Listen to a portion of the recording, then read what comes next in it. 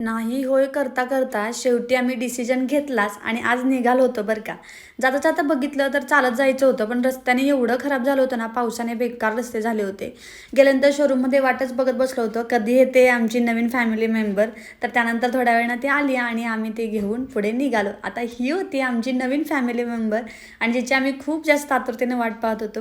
खरं तर आधीच बुक केली होती त्यामुळे लगेच मिळाली. त्यानंतर मग तिला मंदिरात घेऊन आलो आणि आता इथं म्हटलं इकडे तिकडे पूजा करण्यापेक्षा आपलं मंदिरात पूजा करावं. घरी पूजा करण्यापेक्षा मंदिरातली पूजा कधी पण चांगलीच. मी इथं छान अशी गाडीची पूजा झाली आणि आज माझा आनंद काय गगनात मावत नव्हता असं म्हणायला हरकत नाही, कारण खूप दिवस मी याच्या गोष्टीची वाट बघितली होती. पण कसं होतं ना की बाबा घेऊ की नको याच्यामध्ये शेवटी घेऊनच टाकली.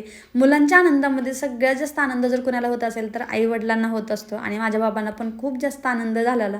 आणि त्यानंतर गाडीची आमची पहिली सवारी ती म्हणजे झाडांच्यासाठी माती आणि कुंड्या घेतल्या. तर आमची ही फॅमिली मेंबर तुम्हाला आवडली का नक्की सांगा.